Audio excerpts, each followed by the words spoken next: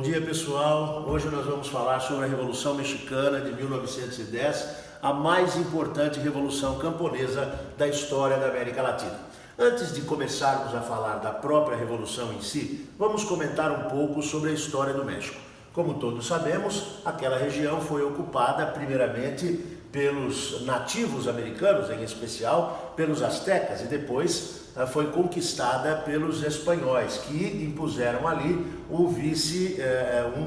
de seus vice-reinados durante o período colonial. O México conseguirá sua independência, assim como praticamente todas as demais colônias europeias na América, num movimento que vai aí entre 1815 até 1828. A independência do México tem, entretanto, uma característica muito interessante. Todos os países que nascem na América Latina após a independência tornam-se repúblicas, com duas exceções. O Brasil, que só irá proclamar a sua república em 1889, e o México, que irá manter a monarquia como forma de governo logo após a sua independência. Portanto, uma característica absolutamente exclusiva do México, além do Brasil, é a manutenção da monarquia. Em 1829, entretanto, o México proclama a sua república e tem início uma longa ditadura de Santana. A ditadura de Antônio Soares de Santana finaliza-se em 1848, exatamente no ano em que o México é derrotado pelos Estados Unidos. Esta guerra, ocorrida entre 1845 a 48, levará o México a perder mais de 50% de seu território para os Estados Unidos. Os atuais estados norte-americanos do Texas, da Califórnia, enfim, Nevada e outros eram territórios pertencentes ao México até esse momento. A derrota para os Estados Unidos e a perda de tanto território assim levaria à própria queda de Santana. A partir daí, o México viverá durante os próximos 20 anos em uma instabilidade política muito grande, cujas principais características do período seriam o governo popular de Benito Juárez e as chamadas Guerra das Reformas, onde se tentará impor reformas populares que serão obviamente combatidas pela elite mexicana, exército, conservadores de um modo geral, Igreja Católica e latifundiários. Na década de 1870, para ser exato, a partir de 1876, tem início um período extremamente importante na história mexicana, que é o governo de Porfírio Díaz. Conhecido como o Porfiriato, esse período que irá se finalizar apenas em 1911, é caracterizado por um grande processo de urbanização do México, mas também pelo ingresso de grande quantidade de capital estrangeiro. Na verdade, Porfírio Díaz e os conservadores mexicanos irão praticamente entregar os recursos naturais, em especial minerais, o petróleo mexicano, para as grandes empresas multinacionais, norte-americanas em especial, mas também algumas europeias. O governo de Porfírio Díaz é uma ditadura sem qualquer sombra de democracia e, claro, um governo que busca favorecer os latifundiários. Será exatamente durante o Porfiriato, em função do favorecimento dos latifundiários e, ao mesmo tempo, das grandes empresas estrangeiras, que nós veremos a quase total destruição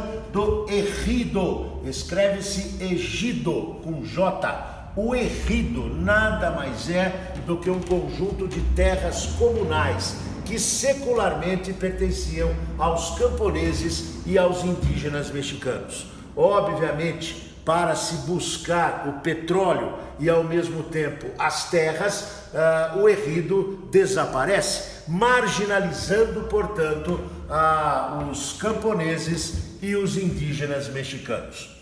Em 1910, ano em que nós temos o início da Revolução, nós veremos o esgotamento do Porfiriato, por diversos fatores, pela sua longevidade, pelo favorecimento apenas aos grandes latifundiários, pelo surgimento de uma burguesia que busca, uma elite urbana que busca a ascensão ao poder e, claro, pela marginalização de camponeses e indígenas. Desta forma, devido a uma grande pressão popular e da elite urbana, a burguesia, Porfírio Dias é obrigado a marcar eleições. E ele o faz. O principal opositor a Porfírio Dias nesse momento é Francisco Madeiro, representante desta elite urbana.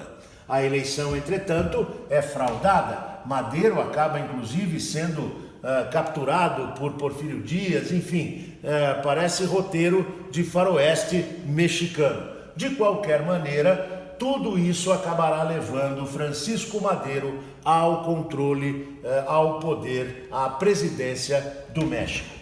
É exatamente neste momento que surgirão as duas principais figuras da Revolução Mexicana de 1910. Pancho Villa e principalmente Emiliano Zapata, líderes populares dos indígenas e dos camponeses. Em 1911, durante a vigência do governo de Madeiro, Pancho Villa e Emiliano Zapata lançam e propõem o chamado Plano de Ayala. O Plano Ayala, dentre outras coisas, previa a reforma agrária e a devolução do ejido, ou seja, das terras comunais que haviam sido retiradas de camponeses e indígenas. A Revolução mantém-se ativa durante 2 governos posteriores, o de Victoriano Huerta e o de Carranza. Entretanto, nada foi, na verdade, concretizado, até que, em 1917,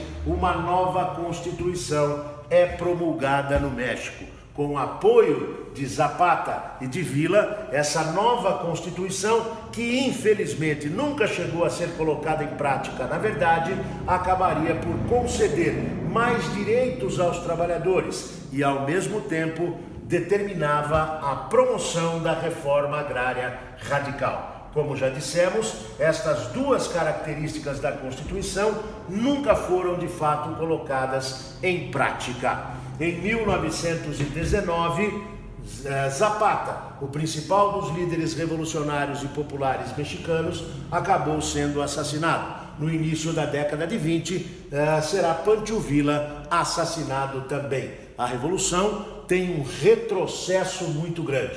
E os aspectos dessa revolução somente serão retomados quando, em 1934, chega ao poder no México Lázaro Cárdenas. Ele irá retomar a reforma agrária e, como veremos mais tarde, quando falarmos do populismo, será responsável também pela nacionalização das riquezas mexicanas. Pois bem, moçada, um detalhe absolutamente importante em relação a esta revolução camponesa, com líderes essencialmente populares, é o que ficaria conhecido como a arte muralista. Na verdade, grandes artistas mexicanos, pintores, destacando-se Frida Kahlo e seu companheiro Diego Rivera, vão retratar em grandes murais a Revolução Mexicana.